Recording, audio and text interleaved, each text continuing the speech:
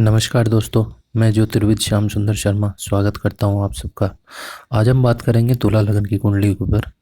ये कल ही जो कुंडलियाँ आई थी उनमें से एक है, तो मेरे को लगा कि इस पे वीडियो बनाना चाहिए, क्योंकि पंजाब से बहुत सारे लोग ऐसे होते हैं जिनकी ये सवाल होते हैं, जो इनके सवाल हैं।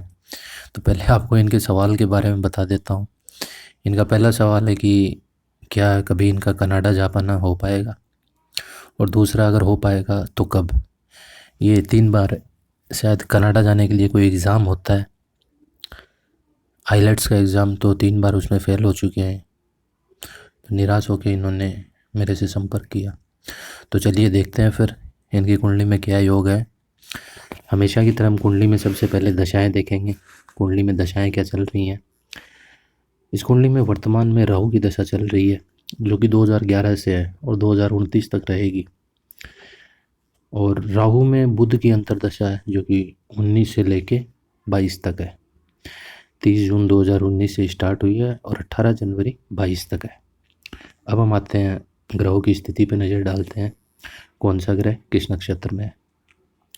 लगन विशाखा नक्षत्र में है, सूर्य श्रवण नक्षत्र में है, चंद्र रोहिणी नक्षत्र में है, मंगल अस्त है श्रवण नक्षत्र में, बुध वक्री है पूर्वाषाढ़ा नक्षत्र में, गुरु मूल नक्षत्र में है, शुक्र पूर्व भाद्रपद नक्षत्र में है, शनि पूर्व भाद्रपद नक्षत्र में है, राहु चित्रा नक्षत्र में है, केतु रेवती नक्षत्र में है। राहु केतु सदैव वक्री रहते हैं।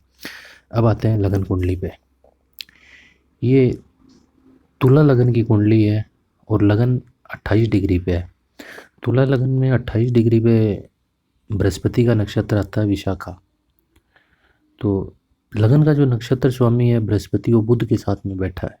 तो एक तो इन जातक की हाइट है ना, वो ज़्यादा नहीं होगी, मध्यम हाइट होगी, लगभग 5 फीट 8 इंच के आसपास इनकी हाइट होगी। क्योंकि बुध इतनी ही हाइट देता है, 5 फीट 8 से 9 इंच के आसपास बुध हाइट देता है। लगन का नक्षत्र स्वामी गुरु है, उसके ऊपर कोई पाप प्रभाव भी नहीं है, तो ये देखने में सुंदर होंगे, बहुत सुंदर होंगे। और लग्नेश के साथ में शुक्र के साथ में शनि भी है। शनि के ऊपर भी कोई पाप प्रभाव नहीं है, तो इनके सर पे जो बाल है ना, वो बहुत ज़्यादा सुंदर होंगे। एक तो तुला लगन के जातक को कभी पार्टनरशिप में व्यापार नहीं करना चाहिए, अदरवाइज वो लॉस में चला जाता है। अकेला व्यापार करे ठीक है, पार्टनरशिप में नहीं करना चाहिए। अब आते हैं इनके सेकंड हाउस पे। तो सेकंड हाउस अपने चेहरे का स्थान होता है। तो सेकंड से सेकंड मतलब थर्ड हाउस भी अपने चेहरे का स्थान होता है। तो थर्ड हाउस में बृहस्पति बैठा हुआ है, थर्ड लॉर्ड गुरु के साथ में। तो जब भी बुध सेकंड या थर्ड में बैठता है तो जातक के चेहरे पे वो गड्ढे कर देता है। उसका कारण मैं आपको बताता हूँ कि बुध नवग्रहों में सबसे भारी प्लेनेट है। उसका जो 75% पार्ट है, कोर पार्ट, वो मेटल से बना हुआ है, इसलिए वो भारी बहुत ज़्यादा है। इसलिए वो जहाँ पे भी बैठता है गड्ढे करता है। बुध सबसे छोटा प्लैनेट भी है, इसलिए वो छोटे छोटे गड्ढे करता है, जो कि अगर किसी एजेड व्यक्ति की कुंडली होती है, आज से 40 साल पहले या 30 साल पहले मैं कुंडली देख रहा होता, तो मैं सीधा बोलता कि इसके चेहरे पे चेचक के दाग है। लेकिन आज के समय में चेचक का अस्तित्व खत्म हो चुका है, तो चेचक का स्थान ले लिया पिंपल्स ने। तो इनके चेहरे पे पिंपल्स से बने हुए गड्ढे हैं। अब इसमें सेकंड लॉर्ड बनता है मंगल, जो कि 23 डिग्री 2 कला का है, मतलब कि चंद्रमा के नक्षत्र का है। एक तो ये खाने पीने में बहुत रसीले, जूस का बहुत सेवन करते हैं, क्योंकि चंद्रमा जो कि सेकंड लॉर्ड मंगल का नक्षत्र स्वामी है, वो लिक्विड को रिप्रेजेंट करता है। तो एक तो ये जूस का बहुत सेवन करते हैं या लिक्विड का। यूँ भी बोल सकते हैं कि चंद्रमा सेकंड के नक्षत्र लॉर्ड होकर सेकंड हाउस को देख भी रहा है, और सेकंड हाउस में वृश्चिक राशि है, जो कि गड्ढे की राशि है। तो ये बियर भी बहुत पीते हैं, बियर का सेवन अत्यधिक मात्रा में करते हैं। सेकंड हाउस जो कि धन का स्थान है, और सेकंड का लॉर्ड उच्च का हो गया है मंगल, फोर्थ हाउस में सूर्य को ज्वाइन किया है, एकादशेष को। तो ये सेकंड और एकादशेष का संबंध आर्थिक स्थिति के लिए बहुत ही शानदार माना जाता है। तो इन्हें आजीवन फाइनेंशियली तो कमी नहीं रहेगी। एक बार इनका भाग्योदय हो जाएगा तो फिर फाइनेंस की इन्हें कोई दिक्कत नहीं आएगी, पैसे इनके पास अच्छे खासे रहेंगे। अब आता है इनके थर्ड हाउस पे। थर्ड हाउस में बृहस्पति और बुध बैठे हुए हैं। तो जब भी थर्ड हाउस में बृहस्पति बैठता है तो जातक अरे स्वयं 3 भाई होते हैं, 3 भाई बहन होते हैं। यहाँ पे बुध भी बैठा हुआ है। तो यहाँ पे बुध देखिए, बुध का नक्षत्र स्वामी बुध शुक्र के नक्षत्र में है। तो इनके पड़ोस में कोई ब्राह्मण जरूर रहता होगा। और थर्ड में अगर बृहस्पति हो तो पास में प्राइमरी स्कूल भी होता है। थर्ड हाउस जो कि छोटे भाई बहनों का घर भी होता है। तो थर्ड का लॉर्ड बृहस्पति अपने घर में मौजूद है। छोटे भाई का कारक मंगल थर्ड से जस्ट अगले हाउस फोर्थ हाउस में उच्च का मौजूद है। तो ये उच्च का मंगल है, इसलिए एक छोटा भाई इन्हें अवश्य देगा, निश्चित है। अब आते हैं इनके फोर्थ हाउस पे। फोर्थ हाउस जो कि माता का स्थान होता है। और माता के स्थान पे जब सूर्य और मंगल जैसे ग्रह बैठते हैं, क्रूर प्लेनेट, तो ये माता को बहुत ज़्यादा गुस्सा दिलवाते हैं। माता बहुत ज़्यादा गुस्सैल स्वभाव की होती है। और यहाँ पे देखिए सेकंड हाउस में, माता से सेकंड हाउस में शनि भी बैठा हुआ है। जब भी शनि सेकंड में बैठता है तो ये लगन से सेकंड में होगा तो जातक को कड़वा बुलवाएगा। अगर माता के हाउस से सेकंड में होगा तो माता को कड़वा बुलवाएगा। तो इनकी माता का नेचर थोड़ा क्या बहुत ज़्यादा एग्रेसिव है। जब इनसे बातचीत हुई तो इन्होंने कहा थोड़ा क्या जी, बहुत ज़्यादा एग्रेसिव है। फोर्थ हाउस जो कि मकान का घर भी होता है, फोर्थ हाउस से हम मकान का विचार भी करते हैं। तो मकान का कारक ग्रह शनि होता है। तो शनि अपने से आगे वाले घर में आया है, अपने भाव की वृद्धि कर रहा है। तो 100% इन्हें इनके खुद के मकान का सुख मिलेगा। और वो मकान बहुत लग्जरी मकान होगा, क्योंकि लग्जरी का कारक ग्रह शुक्र शनि के साथ में है। तो वो अपनी जो क्वालिटीज़ हैं वो शनि यानी मकान को डिलीवर करेगा। तो इनका मकान बहुत लग्जरी हो जाएगा। फोर्थ हाउस वाहन के सुख को भी दर्शाता है कि वाहन का सुख होगा कि नहीं होगा। तो वाहन के सुख का कारक ग्रह शुक्र फोर्थ से सेकंड मतलब फिफ्थ हाउस में बैठा हुआ है।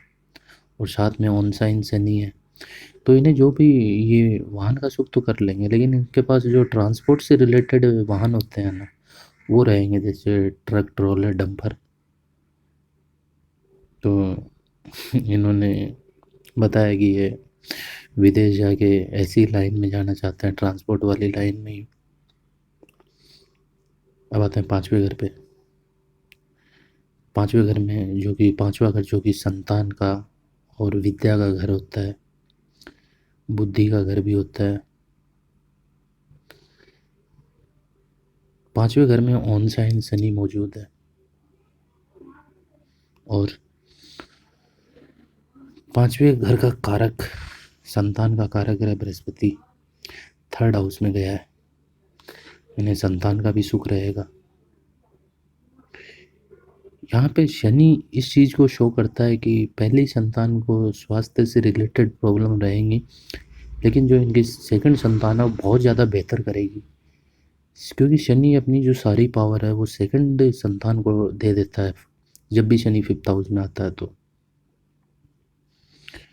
अब आते हैं छठे घर पे। छठे घर में केतु बैठा हुआ है। तो जब भी छठे घर में केतु होता है तो जातक को या तो 2 मामा होते हैं या उसकी मदर, हर टोटल 7 भाई बहन होते हैं। जब भी मैं ये भाई बहनों की संख्या बताता हूँ तो प्लीज़ आप लोग प्लेनेट की पोजीशन को टेली अवश्य करें कृष्णमूर्ति कुंडली में जाके, कि वो आगे पीछे के फल तो नहीं कर रहा है।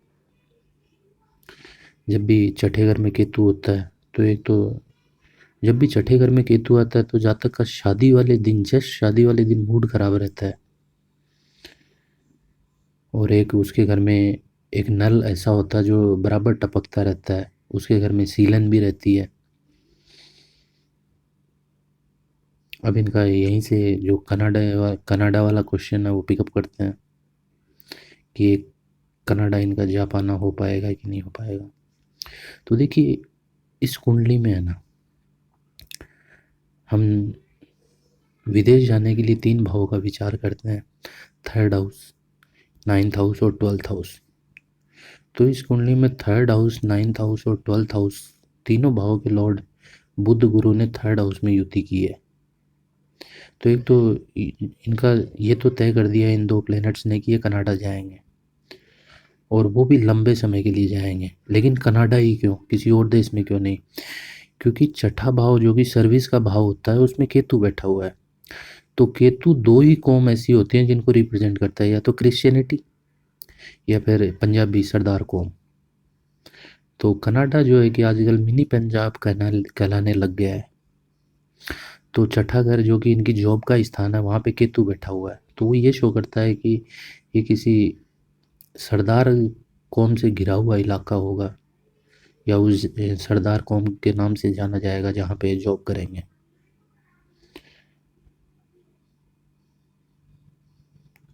अब आते हैं इनके 7th हाउस पे। 7th हाउस का स्वामी मंगल सूर्य के साथ में गया है। तो एक तो इनकी पत्नी का जो रंग है वो गेहुआ होगा, वो मंगल उच्च का है 7th हाउस लॉर्ड। तो इन्हें, और उसने एकादश से सूर्य को ज्वाइन किया, एक तो इनको पत्नी नौकरी करने वाली मिलेगी, एक बहुत ज़्यादा केयरिंग नेचर में भी रहेगी पत्नी।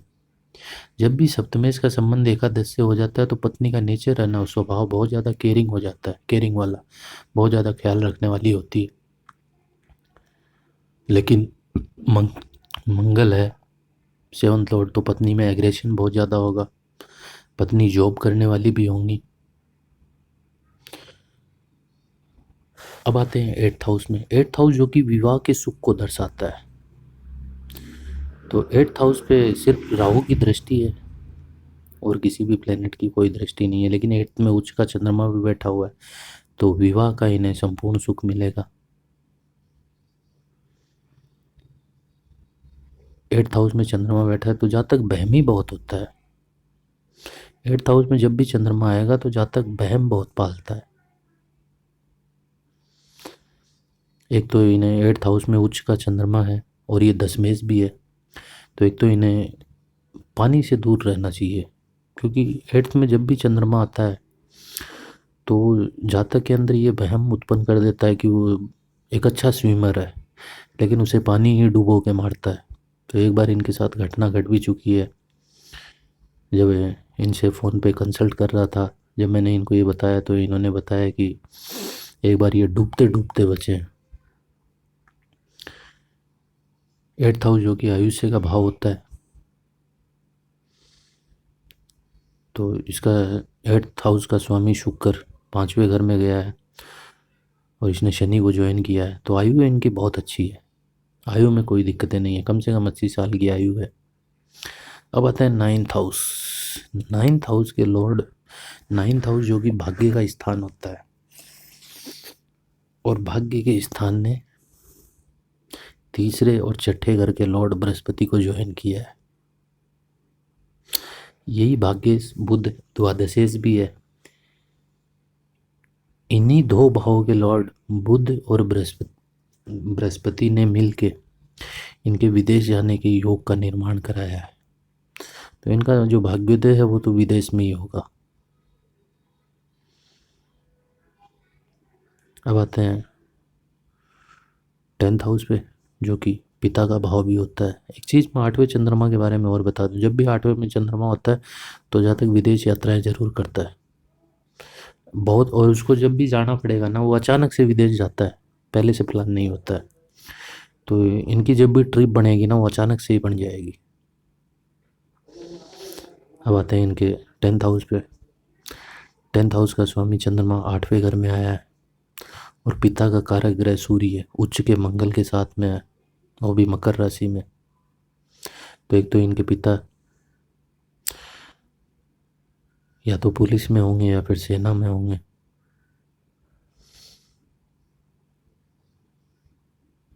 और इनके पिता एक तो अपने विचारों विचारों पे अडिग रहने वाले और बहुत ही डिसिप्लिन्ड व्यक्ति होंगे मंगल की तरह, क्योंकि साथ में उच्च का मंगल है। जब भी सूर्य के साथ में उच्च का मंगल आता तो पिता को बहुत ज़्यादा डिसिप्लिन बना देता है, क्योंकि मंगल एक सेनापति ग्रह है। जब वो खुद अनुशासन में रहेगा तभी वो दूसरे को रखेगा। इनका जो कर्मेश दशमेश चंद्रमा उच्च का है 8वें घर में, तो ये अपने कर्म क्षेत्र में ऊंचाइयां पकड़ लेंगे। अब आते हैं एकादशी स्थान पे। एकादशी स्थान जो कि बड़े भाई का स्थान भी होता है और अपने कर्म से लाभ का स्थान भी होता है। तो एकादश में गुरु बड़े भाई का कारक होता है, लेकिन वो छोटे भाई के स्थान पे चला गया है, तो इन्हें बड़ा भाई तो किसी भी कीमत पे नहीं हो सकता है। हाँ, इनसे बड़ी बहन ज़रूर हो सकती है।